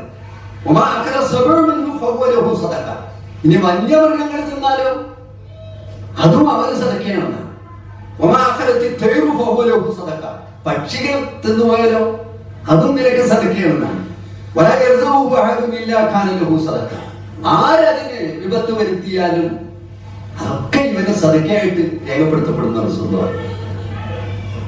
അപ്പൊ സാമ്പത്തിക രംഗത്ത് ഖുർആൻ പഠിപ്പിക്കുന്ന അതിന്റെ ആശയം സ്വീകരിക്കുന്ന റസൂലുള്ളാഹിയുടെ ഹദീസുകൾ പഠിക്കുമ്പോൾ ശരിക്കും അധ്വാനിക്കാനുള്ള, സമ്പത്ത് നേടാനുള്ള പ്രോത്സാഹനമാണ് അല്ലാഹു നൽകുന്നത്. ഏതുവരെ? ഭാര്യയ്ക്ക് ചെലവിൽ കൊടുക്കുന്നവരെ പുണ്യാണെന്ന് റസൂലുള്ളാഹി. ചെറിയ ഹദീസ് നോക്കൂ. ഇന്നക ലൻ തുൻഫിക നഫഖതൻ തബ്തഗി ബിഹി വജ്ഹ അല്ലാഹി ഇല്ലാ ഉജിർത അലൈഹാ ഹത്താ മാ തജഅലു ഫീ ഫമി ഇംറഅതിക. നീ അല്ലാഹുവിന്റെ പ്രീതി ആഗ്രഹിച്ചുകൊണ്ട് എന്ത് ചെലവഴിക്കുന്നു അതൊക്കെ നിനക്ക് പ്രതിഫലാർഹമാണ്. ഏതുവരെ? സ്വന്തം ഭാര്യയെ തീറ്റിക്കുന്നത് വരെ, ഭാര്യയ്ക്ക് ചെലവിൽ കൊടുക്കുന്നത് വരെ നിനക്ക് അള്ളാന്റെ അടുത്ത് പ്രതിഫലാർഹമാണ്. അപ്പൊ കുടുംബം പോറ്റുന്നത്, മക്കൾക്ക് കൊടുക്കുന്നത് ഒക്കെ പ്രതിഫലമായി രേഖപ്പെടുത്തപ്പെടുന്ന അത്രയും സാമ്പത്തിക രംഗത്ത് പ്രോത്സാഹനം നൽകിയ ഒരു മതത്തെ വേറെ കാണാൻ കഴിയില്ല, ഒരു ഇസത്തെയും കാണാൻ കഴിയില്ല. ഇവിടെയൊക്കെയുള്ള ഏത് സാമ്പത്തിക പ്രവർത്തനവും അനുവദനീയമാണെന്ന് പറയുന്നതോടുകൂടെ വിഹിതമായ വഴിയായിരിക്കണം, അവിഹിതമാകരുത്. ആണ് ഞാൻ നേരത്തെ സൂചിപ്പിച്ച ചൂതാട്ടം, അതേപ്രകാരം തന്നെ വഞ്ചന, കളവ്, ഇതൊന്നും പറ്റില്ല എന്ന് പറയാൻ കാരണം ഇഷ്ടപ്പെടുന്നത് ഈ ആയത്തിലൂടെ പഠിക്കും.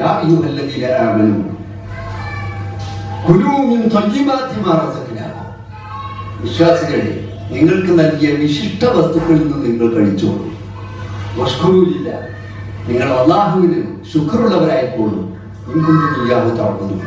നിങ്ങൾ അവരെ മാത്രം ആരാധിക്കുന്നവരാണെങ്കിൽ നിങ്ങളിൽ ഉണ്ടാകേണ്ട ഗുണമാണിത്. എന്തായിരിക്കണം? നിങ്ങൾ ത്വയ്യിബാത്തായിരിക്കണം. എന്താ ത്വയ്യിബാത്ത് എന്ന് പറഞ്ഞാൽ? ത്വയ്യിബാത്തിനെ മുഫസ്സിറുകൾ 2 രൂപത്തിൽ വ്യാഖ്യാനിച്ചിട്ടുണ്ട്. ഈ ആധുനിക കാലഘട്ടത്തിൽ ആ 2 വ്യാഖ്യാനവും യോജ്യമാണെന്നാണ് എന്റെ അഭിപ്രായം. ഒരു ത്വയ്യിബാത്ത് എന്ന് പറഞ്ഞാൽ ഹലാലായത് എന്നാണ്. ഒരു ഹറാമും കലരാത്ത ഭക്ഷണങ്ങൾ ഭക്ഷിക്കാവുള്ളൂ. ആ ഭക്ഷണം കിട്ടിയില്ല, അള്ളാഹുവിന് ശുക്ർ കാണിക്കണം. ആ സമ്പത്ത് അള്ളാഹുവിന് ശുക്ർ കാണിക്കണം. അപ്പൊ അതിന്റെ സക്കാത്ത്, അതിന്റെ സാധുക്കൾക്കെല്ലാം ഇതൊക്കെ കൃത്യമായി കൊടുക്കണം. അള്ളാഹനെ മാത്രം ആരാധിക്കുന്നവരാണ് നിങ്ങൾ ചെയ്യണം. അപ്പൊ തൗഹീദ് ഉൾക്കൊള്ളുന്ന ആളുകളെ സംബന്ധിച്ചിടത്തോളം സാമ്പത്തിക രംഗത്ത് ഈ സൂക്ഷ്മത കൂടി അനിവാര്യമാണ് എന്നാണ് പഠിപ്പിക്കുന്നത്. രണ്ടാമത് പറഞ്ഞ വിശിഷ്ട വസ്തുക്കൾ എന്ന് പറഞ്ഞാൽ ഇന്ന് വിഷലിപ്തമായ വസ്തുക്കളാകാൻ പാടില്ല. ഏറ്റവും നല്ല വസ്തുക്കളായിരിക്കണം ഭക്ഷിക്കേണ്ടത്. അപ്പോ ഒരാളെ ജീവന് ഹാനി വരുത്തുന്നതൊന്നും ഭക്ഷ്യവിഭവങ്ങളിൽ ഉൾപ്പെടുത്താൻ പാടില്ല എന്നാണ് പറഞ്ഞതിനർത്ഥം. അങ്ങനെ കൂടി വ്യാഖ്യാനിച്ചവരുണ്ട്. ഏതായാലും ഹലാല്, നമ്മുടെ വിഷയമായിട്ട് ബന്ധപ്പെട്ടത് ഹലാലായിരിക്കണം എന്നുള്ള നിർബന്ധ ബുദ്ധി ഒരു മുവഹ്ഹിദിനെ സംബന്ധിച്ചിടത്തോളം ഉണ്ടായിരിക്കണം. ഒരിക്കലും എന്റെ ഭക്ഷ്യവസ്തുക്കളിൽ ഹറാമ് കലർന്നിട്ടില്ല എന്ന് ഉറപ്പുവരുത്താനുള്ള ബാധ്യത ഒരു വിശ്വാസിക്കുണ്ട്. എന്റെ സമ്പത്ത് ഏത് രീതിയിൽ വരുന്നു, എവിടുന്ന് വരുന്നു, എന്തെങ്കിലും ഹറാമുണ്ടോ എന്ന് ചിന്തിക്കണം. വേറെ ആയത്തിൽ പ്രവാചകന്മാരോടുള്ള നിർദ്ദേശമായിട്ട് ഇത് പറയുന്നുണ്ട്. കുലൂമിൻ ത്വയ്യിബാത്ത്, യാ അയ്യുഹർ റസൂൽ കുലൂ മിനത് ത്വയ്യിബാത്തി വഅമലൂ സാലിഹൻ ഇന്നീ ബിമാ തഅമലൂന അലീം. പ്രവാചകന്മാരോട് മൊത്തം അല്ലാഹു കൽപ്പിച്ചത് ഇങ്ങനെയാണ്: ത്വയ്യിബാത്തെ നിങ്ങൾ ഭക്ഷിക്കാവൂ, നല്ലത് പ്രവർത്തിച്ചോളൂ, നല്ലത് കഴിച്ചോളൂ. ഞാൻ നിങ്ങൾ പ്രവർത്തിക്കുന്നതിനെ കുറിച്ചൊക്കെ അഗാധജ്ഞനാണ്, നന്നായി അറിയാം എനിക്ക്. അതുകൊണ്ട് നിങ്ങളുടെ സമ്പത്ത് എങ്ങനെ വന്നു, നിങ്ങൾ എന്തിനു വിനിയോഗിച്ചു എന്നതൊക്കെ കൃത്യമായ ഉത്തരം പറയാതെ നാളെ അള്ളാഹുവിന്റെ മുമ്പിൽ രക്ഷപ്പെടാൻ കഴിയില്ല എന്ന് ഹദീസിലുണ്ടല്ലോ. എന്ന് പറഞ്ഞുകൊണ്ടില്ല. അപ്പൊ അതാണ് തന്റെ സമ്പത്ത് എവിടുന്നാണ് സമ്പാദിച്ചത്, എന്തിനാണ് അത് വിനിയോഗിച്ചത് എന്ന് കൃത്യമായ ഉത്തരം പറഞ്ഞേ നാളെ മാഷറയിൽ അള്ളാഹു മുമ്പിൽ നിന്നാണ് നീങ്ങാൻ കഴിയുള്ളൂ. അപ്പോൾ വിശ്വാസികളെ സംബന്ധിച്ചിടത്തോളം വളരെയധികം ശ്രദ്ധ വേണ്ട ഒരു മേഖലയാണ് സക്കാത്തിന്റെ. ഇനി വിശുദ്ധ ഖുർആനിലെ ഓരോ രംഗങ്ങളും പരിശോധിച്ച് നോക്കി, അവിടെയൊക്കെ സാമ്പത്തിക രംഗത്തുള്ള സൂക്ഷ്മത, അളത്തത്തിലും തൂക്കത്തിലുമൊക്കെ കുളവ് വരുത്തി കച്ചവടം ചെയ്യുന്ന ആളുകൾക്ക് അവരെ തുറിച്ചു നോക്കുന്ന ഒരായത്താണ് വൈലുല്ലിൽ മുത്തഫിഫീൻ. ഈ അളത്ത തൂക്കങ്ങളിലൊക്കെ കൃത്രിമത്വം നടത്തുന്ന ആളുകൾക്ക് നാശം. അല്ലാഹു വിശദീകരിക്കുന്ന ജനങ്ങളിൽ നിന്നെന്തെങ്കിലും അളന്ന് വാങ്ങിയിട്ട് തൂക്കി വാങ്ങുകയാണെങ്കിൽ അത് പൂർണ്ണമായിട്ടും കിട്ടണം. അതിനൊരു തരിമ്പ് പോലും കുറയാൻ അവൻ സമ്മതിക്കില്ല. എന്നാലും അവര് അങ്ങോട്ട് അളന്നു കൊടുക്കുകയും തൂക്കി കൊടുക്കുകയാണെങ്കിൽ കുറവ് വരുത്തും.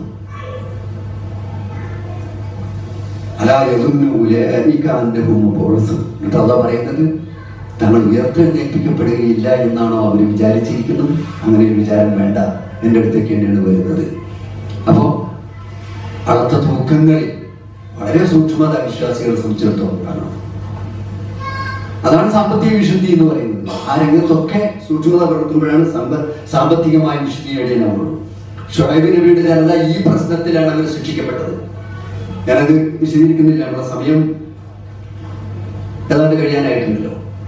ഷുഐബ് നബി അലൈഹി ഇസ്ലാമിന്റെ ജനത അളത്തത്തിലും തൂക്കത്തിലും ഒക്കെ കുറവ് വരുത്തി. അതിന്റെ പേരിൽ അവരെ ഷുഐബിനെ ശാസിക്കുന്നതും അവർക്ക് ശിക്ഷ ലഭിക്കുന്നതും ഒക്കെ കാണാൻ സാധിക്കും. സാമ്പത്തിക വിശുദ്ധി ഇല്ലെങ്കിൽ പ്രാർത്ഥന സ്വീകരിക്കില്ല എന്ന് റസൂലുള്ളാഹി പറഞ്ഞത്.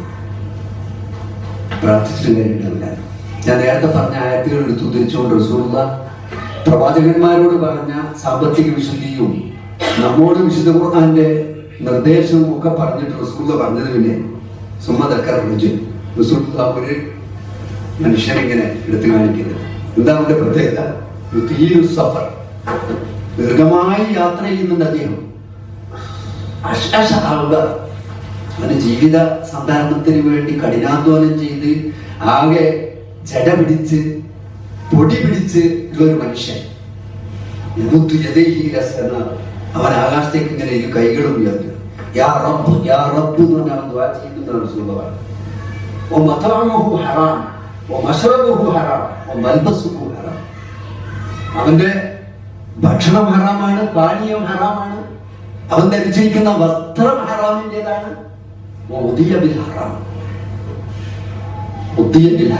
ഹറാം കൊണ്ടാണ് അവന് ഊട്ടപ്പെട്ടിരിക്കുന്നത്.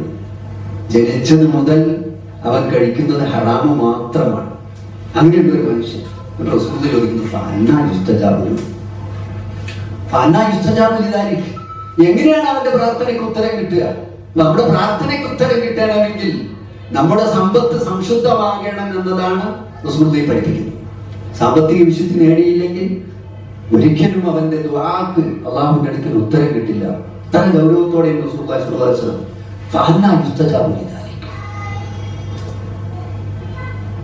അനുവദനീയമായ സമ്പാദ്യം ആകുമ്പോൾ ആളുകൾക്ക് ഒരു തോന്നലുണ്ട്, സക്കാത്തൊക്കെ കൊടുത്ത പൈസ ഇനി എന്തു ആകാം, എനിക്ക് അതുകൊണ്ട് എല്ലാ നിലയ്ക്കും ചെലവഴിക്കാം പറ്റില്ല എന്ന് ഖുർആൻ പറഞ്ഞു.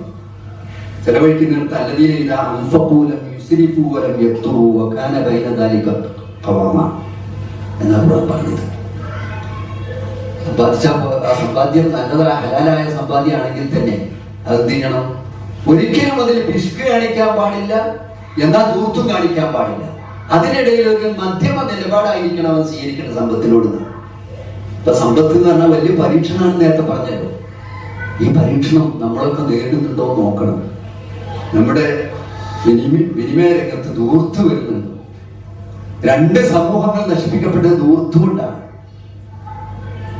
ആദ്യ സമുദായവും സമൂഹ ഗോത്രവും ഇത് രണ്ടും നശിപ്പിക്കപ്പെട്ടത് ധൂർത്താണ് കാരണം എന്ന് ഖുർആൻ പറഞ്ഞു.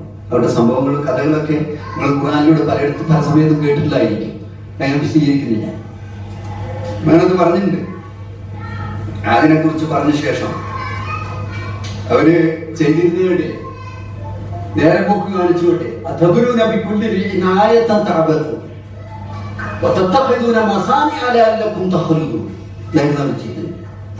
നിങ്ങൾ നേരം പോക്ക് കാണിച്ചുകൊണ്ട് എല്ലാ വീടുകളിലും അടയാള സ്തംഭങ്ങൾ നിർമ്മിച്ചു വരികയാണോ?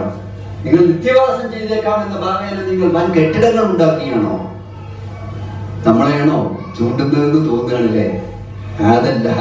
കാരണം നമ്മിലേക്കും ചൂണ്ടാണ്. ആവശ്യത്തിനും അനാവശ്യമായും വീടുകളും അതുപോലുള്ള മറ്റ് പല നിർമ്മാണങ്ങളും നടത്തുന്ന ഒരു സമൂഹത്തെയാണ് നമുക്ക് കാണാൻ കഴിയും. ഖുർആന്റെ ഈ കുത്ത് നമുക്കും കിട്ടുന്നോ എന്ന് ആലോചിക്കേണ്ടതില്ല. ആദ്യ സമൂഹത്തിൽ മാത്രമല്ല.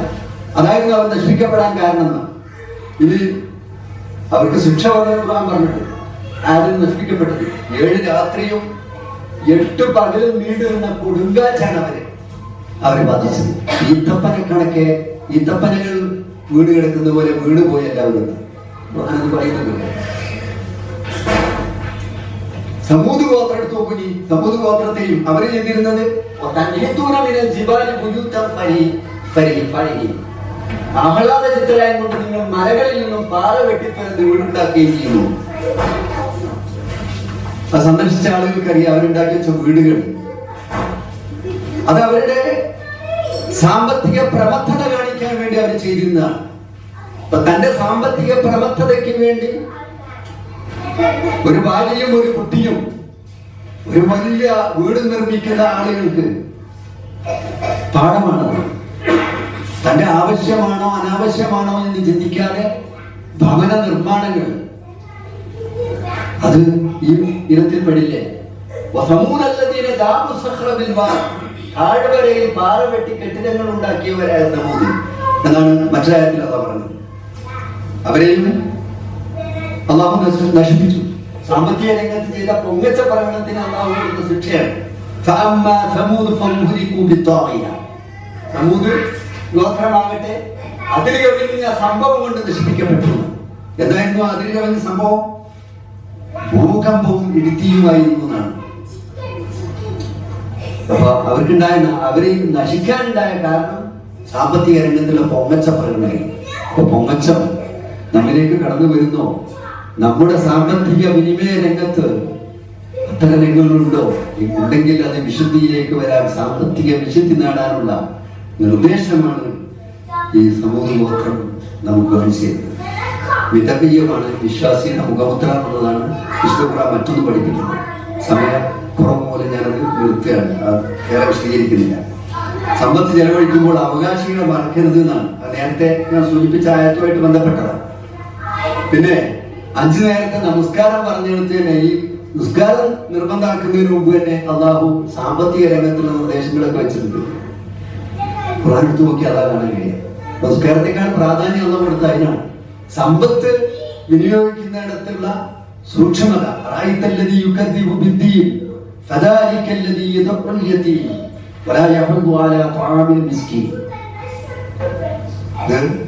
നമസ്കാരത്തെ നിർബന്ധാക്കുന്നതിന് മുമ്പ് ഇറങ്ങിയ ആയത്താണ്.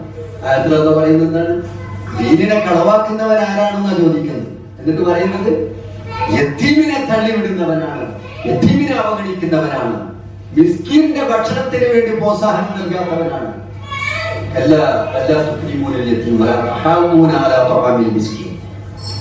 അങ്ങനെയാണെന്ന് പറയും. മിസ്കീന്റെ കാര്യത്തിൽ ശ്രദ്ധിക്കുന്നില്ല. അതേപോലെ തന്നെ സുഹൃത്ത് ബലതിൽ പറയുന്നുണ്ട്, പരലോകത്ത് നാളെ സാമ്പത്തിക രംഗത്ത് വലിയ സമ്പത്തുമായി ജീവിച്ച ആള് വിലപിക്കുന്ന ഒരു വിലാപം ഇവിടെ കാണിക്കുന്നു. എന്റെ സമ്പത്ത് എനിക്ക് ഒരു ഉപകാരവും ചെയ്തില്ല. എന്റെ ആധിപത്യമൊക്കെ നീ നശിച്ചല്ലോ.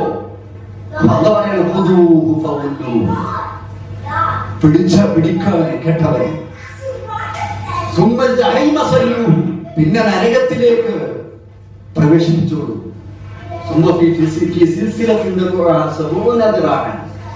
70 മുഴം വലിപ്പമുള്ള ചങ്ങലകളിൽ അവനെ ബന്ധിക്കൂ എന്ന് പറയുന്ന ഒരു രംഗം വിശുദ്ധ ഖുർആൻ നമ്മുടെ മുമ്പിൽ വെക്കുന്നത്. എന്താ പ്രശ്നം? അവന്റെ സമ്പത്ത് അത് വേണ്ട രൂപത്തിലായിരുന്നില്ല അവൻ വിനിയോഗിച്ചത്. അവിടെ വെച്ച് സമ്പത്തിനെ കുറിച്ച് വിലപിക്കുകയാണ്. നമ്മളങ്ങനെ വിലപിക്കാതിരിക്കണമെങ്കിൽ നമ്മുടെ സാമ്പത്തിക രംഗം സംശുദ്ധമാണോ എന്ന് സ്വയം പരിശോധിക്കാനും ആ രംഗത്ത് സൂക്ഷ്മതകളിലേക്ക് വരാനും നാം ശ്രദ്ധിക്കേണ്ടത്. മറ്റടുത്ത് കൂടെ പറഞ്ഞു, നിങ്ങൾ നരകത്തിൽ പ്രവേശിച്ച എന്താണെന്ന് മലായിക്കത്തോട് ചോദിക്കുമ്പോൾ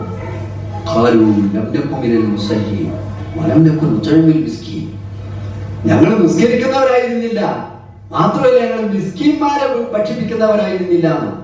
അപ്പൊ സാമ്പത്തിക രംഗത്ത് അവരെ സാധുക്കളായ ആളുകൾ ശ്രദ്ധിക്കാതെ പോയ ആളാണ് നരകത്തിൽ പ്രവേശിക്കാൻ കാരണമായത്. സാമ്പത്തിക വിശുദ്ധിയെ കുറിച്ച് പറയുമ്പോൾ ഇസ്ലാമിലെ അടിസ്ഥാനപരമായ അനുഷ്ഠാനങ്ങളിൽ പെട്ടതാണ്. തനിക്ക് നൽകിയ സമ്പത്ത് മറ്റുള്ളവർക്ക് വേണ്ടി പങ്കുവെക്കാനുള്ള സന്മനസ്സാണ് ശരിക്കും സാമ്പത്തിക വിശുദ്ധിയാണ്. ആ വിശുദ്ധി നമ്മിലുണ്ടോ എന്നാണ് നാം പരിശോധിക്കേണ്ടത്. സാമ്പത്തിക രംഗത്ത് ഒരുപാട് കാര്യങ്ങൾ നമുക്ക് എടുത്തു കാണാൻ കഴിയും. സഹാബിമാരൊക്കെ തന്നെ ആ രംഗത്ത് വളരെ സൂക്ഷ്മത പുലർത്തിയവരായിരുന്നു. തങ്ങളുടേത് മറ്റുള്ളവർക്ക് പങ്കുവെക്കുക എന്നുള്ളത് വളരെ താല്പര്യം അവർക്കുണ്ടായിരുന്നു. റസൂലുള്ളാഹിയുടെ മകളായ ഫാത്തിമ റളിയല്ലാഹു അൻഹ ഒരിക്കല് ഗർഭിണിയായ സമയത്ത് ഒരു ഈത്തപ്പഴം കഴിക്കാൻ ആഗ്രഹിച്ച സംഭവം ഹദീസുകളൊക്കെ കാണാൻ സാധിക്കും. ഈത്തപ്പഴം കിട്ടാൻ വേണ്ടി അതിയായ ആഗ്രഹം.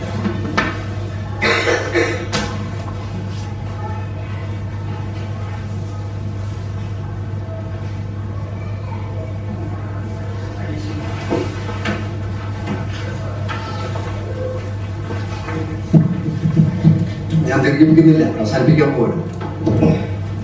സമയം അനുവദിക്കപ്പെട്ടതിലധികമായിട്ട് വന്നിരിക്കുകയാണ്. ഈ സംഭവം കൂടി പറഞ്ഞുകൊണ്ട് അവരെ മനസ്സെന്തായിരുന്നു അലി റളിയല്ലാഹു അൻഹു ഈത്തപ്പഴം വാങ്ങാൻ പൈസ ഇല്ല, അങ്ങനെ കടം വാങ്ങിയിട്ട് നേരെ ഈത്തപ്പഴം വിൽക്കുന്ന ചന്തയിൽ പോയി ഈത്തപ്പഴം വാങ്ങി ഇങ്ങനെ വരികയാണ്. വരുമ്പോ അസ്ബദ് എന്ന് പറഞ്ഞ ഒരു ആളെ കണ്ടുപിടിച്ചു. ഞാനിങ്ങനെ വളരെ ദുഃഖിച്ചിരിക്കുന്നു. കണ്ടപ്പോൾ ചോദിച്ചു, എന്താ മിക്കതായ പ്രശ്നം? അദ്ദേഹം വിഷയം പറഞ്ഞില്ല. വീണ്ടും വീണ്ടും കുത്തി ചോദിച്ചു. അപ്പൊ അദ്ദേഹം പറഞ്ഞു, എന്റെ കുടുംബം പട്ടിണിയിലാണ്. അദ്ദേഹത്തിന്റെ മനസ്സ് വേദനിച്ചു. വാങ്ങിയ ഈത്തപ്പഴം നേരെ മിഖ്ദാദിന്റെ കൈ കൊടുത്തു. തിരിച്ച് വീട്ടിലേക്ക് വന്നു. വീട്ടിലേക്ക് വന്നപ്പോ ഫാത്തിമ ഭക്ഷണമൊക്കെ എടുത്തു വെച്ചു കൊടുത്തു. ഭക്ഷണമൊക്കെ കഴിച്ചു. കയ്യിലൊന്നും കാണുന്നില്ല, എന്തോ പ്രശ്നമുണ്ടെന്ന് മനസ്സിലായി. അപ്പോ എങ്ങനെ ഇപ്പൊ ഇത് അവതരിപ്പിക്കേണ്ടതെന്ന് അദ്ദേഹത്തിന് അറിയില്ല. അങ്ങനെ ഫാത്തിമ റളിയല്ലാഹു അൻഹയോട് അദ്ദേഹം അത് അവതരിപ്പിക്കണം. ഫാത്തിമ, നമ്മളെക്കാൾ ആവശ്യക്കാരനാണ്. ഞാൻ ഈത്തപ്പഴം വാങ്ങിയിരുന്നു, നിനക്ക് വേണ്ടി ഇതിന്റെ ആഗ്രഹം സഫലീകരിക്കാൻ വാങ്ങിയതായിരുന്നു. പക്ഷെ വരുമ്പോ ഇങ്ങനെ രംഗണ്ടായി. അപ്പോ സാധാരണ അല്ലെങ്കിൽ നമുക്ക് ഫാത്തിമ റളിയല്ലാഹു അൻഹയുടെ ആഗ്രഹം അത് സഫലീകരിച്ച് കിട്ടാത്തതിലുള്ള ഒരു വികാരം അവിടെ ഉണ്ടാവുന്നല്ലേ നമുക്ക് തോന്നാം. പക്ഷെ അവരെ മറുപടി ഇതായിരുന്നു, എനിക്ക് തന്നാൽ കുറച്ച് സമയത്ത് സന്തോഷമല്ലേ ഉണ്ടാവുള്ളൂ, എന്നാൽ ജീവിതകാലം മുഴുവനും സന്തോഷം ഉണ്ടാകുന്ന ഒരു പ്രവൃത്തിയാണ് നമ്മൾ ചെയ്തത് എന്ന് പറഞ്ഞ് അതിനെ അനുകൂലിക്കുക. ഇതായിരുന്നു ഫാത്തിമ റളിയല്ലാഹു അൻഹ. അപ്പൊ ഇതാണ് സ്വഹാബി. അവരുടെ മനസ്സങ്ങനെയായിരുന്നു. മറ്റൊരാൾ വേദനിക്കുന്നു കാണുമ്പോൾ തന്റെ ആവശ്യം മാറ്റി വെച്ചുകൊണ്ട് കൊടുക്കാനുള്ള, അതാണ് സാമ്പത്തിക വിശുദ്ധി. അപ്പൊ സമ്പത്ത് ആ രൂപത്തിൽ നൽകാനുള്ള ഒരു മനസ്സ് നമുക്ക് ഉണ്ടായി കിട്ടണം. അപ്പോഴേ നമുക്ക് സാമ്പത്തിക വിശുദ്ധി നേടിയവരായി എന്ന് പറയാൻ കഴിയുള്ളൂ. ദീർഘമായി പറയുന്നില്ല. അപ്പൊ വിശുദ്ധ ഖുർആനിലെ ഞാൻ ഓതി കേൾപ്പിച്ച ആയത്ത്, അതിന്റെ അർത്ഥം കൂടി പറഞ്ഞുകൊണ്ട് അവസാനിപ്പിക്കാം. അല്ലാഹു പറഞ്ഞു, വല്ലദീന യക്നിസൂന ദഹബ വൽ ഫിദ്ദ, സ്വർണ്ണവും വെള്ളിയും ഒക്കെ നിധിയായി സൂക്ഷിക്കുന്ന ആളുകൾ, വലാ യുൻഫിഖൂനഹാ ഫീ സബീലില്ലാഹ്, അല്ലാഹുവിന്റെ മാർഗ്ഗത്തിൽ അവർ ചെലവഴിക്കുന്നില്ല, ഫബശ്ശിർഹും ബിഅദാബിൻ അലീം, അവർക്ക് വേദനാജനകമായ ശിക്ഷയുണ്ട് എന്ന് സന്തോഷ വാർത്ത അറിയിച്ചോളുന്നവർ. ഒരു പരിഹാസ രൂപത്തിലാണ് അല്ലാഹു പറഞ്ഞത്. അവർക്ക് സന്തോഷ വാർത്ത പറഞ്ഞു കൊടുത്തേക്കുന്നത്. എന്താ സന്തോഷ വാർത്ത? ബിഅദാബിൻ അലീം. എന്നിട്ട് അതിന്റെ ആ ശിക്ഷയുടെ രൂപം അല്ലാഹു വിവരിക്കുന്നുണ്ട്. യൗമ യുഹ്മാ അലൈഹാ ഫീ നാരി ജഹന്നം, നരകത്തീയിൽ അതിങ്ങനെ ഇട്ട് പഴുപ്പിക്കുകയാണ്. ഫതുഖ്വ ബിഹാ, എന്നിട്ട് ഇസ്തിരി വെച്ചിരുന്നതാണ് ആ പഴുപ്പിച്ചോണ്ടേ. ജിബാഹുഹും വജുനൂബുഹും വദുഹൂറുഹും, നെറ്റിത്തടത്തിലും പാർശ്വഭാഗങ്ങളിലും മുതുകിലും ഒക്കെ ഇങ്ങനെ ഇസ്തിരി വെച്ചിരുന്നു, ചൂട് വെച്ചിരുന്നു. എന്നിട്ട് പറയും, ഹാദാ മാ കനസ്തും, ഇതാണ് നിങ്ങൾ സമ്പാദിച്ചത്, നിങ്ങൾക്ക് വേണ്ടി സമ്പാദിച്ചത്. ഫതുഖൂ മാ കുന്തും തക്നീസുൻ, സമ്പാദിച്ച് ആസ്വദിച്ചോളൂ എന്ന് പറഞ്ഞ് ഇസ്തിരി വെച്ച് തരുന്ന രംഗത്തെ, ചൂട് വെച്ച് തരുന്ന രംഗത്തെ അല്ലാഹു നമ്മുടെ മുമ്പിൽ അനാവരണം ചെയ്യുന്നുണ്ട്. അപ്പൊ അത് ആ ഒരു ബോധം നമ്മുടെ മുമ്പിൽ ഉണ്ടാകണം. നമ്മുടെ സമ്പത്ത് ഒരിക്കലും നമ്മെ തിരിഞ്ഞു കുത്തുന്ന, നമുക്ക് നാളെ പരലോകത്ത് വേദനകൾ നൽകുന്ന, ശിക്ഷകൾ നൽകുന്ന ഒന്നായി മാറാതിരിക്കട്ടെ. അതിനുള്ള സൂക്ഷ്മത നമ്മുടെ സാമ്പത്തിക രംഗത്തെ കുറിച്ച് ഒരുപാട് ഭാഗങ്ങൾ ഞാൻ നിർത്തിവെച്ചിട്ടുണ്ട്. അവിടെയൊക്കെ ഏത് രംഗങ്ങളിലാണെങ്കിലും അവിടെയൊക്കെ ഒന്ന് സമ്പത്ത് ദൂർത്തടിക്കുന്ന പോലെ തന്നെയാണ് കടം വാങ്ങിയിട്ട് ആളുകൾ കൃത്യമായി കടം വീട്ടാതെ ആളുകളെ കഷ്ടപ്പെടുന്ന രംഗമൊക്കെ ഉണ്ടല്ലോ. കടം കൊടുക്കുക നല്ല പുണ്യകരമായി റസൂലുള്ളാഹി പഠിപ്പിച്ചാണ്. പക്ഷെ എന്തും എങ്ങനെയും കടം വാങ്ങാമെന്നൊരു ചിന്താഗതി പലപ്പോഴും ആളുകൾക്ക്. ഇപ്പം ഈ ബാങ്ക് ഇടപാട്, പലിശ ഇടപാട്, അവിടെയൊക്കെ അതാണ് കാണാൻ സാധിക്കുന്നത്. കുറെ കാര്യങ്ങളായി ഞാൻ പറയാൻ വേണ്ടി വെച്ചതുണ്ട്, പക്ഷേ സമയമില്ല. അതിൽ കൃത്യമായിട്ടൊന്നും പറയാനുള്ളത്, ഒരു കുടുംബം എന്ന നിലയ്ക്ക് നമുക്കൊരു കുടുംബ ബജറ്റ് ഉണ്ടാവണം. അതാണ് ആവശ്യം. എന്താ നമുക്ക് സാമ്പത്തിക രംഗത്ത് സുഖം ഉണ്ടാക്കാൻ കഴിയും? അതിന് വേണ്ടത് ചെലവഴിച്ച സമ്പത്ത് അത് എത്ര ഉണ്ട് എന്നൊരു കണക്ക് നമ്മുടെ മനസ്സിലെപ്പോഴും ഉണ്ടായാൽ അവിടെ നമ്മൾ സാമ്പത്തിക വിശുദ്ധിയിലേക്ക് വരും. സൂക്ഷ്മത അങ്ങനെയാണ് ഉണ്ടാവുക. അങ്ങനെ സൂക്ഷ്മത ഉണ്ടാക്കാൻ അള്ളാഹു എനിക്കും നിങ്ങൾക്കും തൗഫീഖ് നൽകുമാറാകട്ടെ. ഞാൻ ഈ പറഞ്ഞതിൽ എന്തെങ്കിലും അവ്യക്തതകളോ സംശയങ്ങളുണ്ടോ എന്ന് ചോദിക്കാം. ഏറെ സമയമെടുത്തതിൽ നിങ്ങളോട് ക്ഷമ ചോദിക്കുകയാണ്. അങ്ങനെയൊരു വളരെ വൈഡായ ഒരു വിഷയം എന്ന നിലയ്ക്ക് അത് ചുരുക്കി അവതരിപ്പിക്കാൻ പരമാവധി ശ്രമിച്ചാലും കഴിയില്ല എന്ന് എനിക്കറിയാം. അതുകൊണ്ടാണ് ഒരുപാട് ഭാഗങ്ങൾ വിട്ടുകിടന്നത്. അള്ളാഹു നമ്മുടെ കൂടിച്ചേരാൻ ഒരു സ്വാലിഹായ അമലായി സ്വീകരിക്കുമാറാകട്ടെ. ربنا آتنا في الدنيا حسنة وفي الآخرة حسنة وقنا عذاب النار وآخر دعوانا أن الحمد لله رب العالمين آمين. السلام عليكم.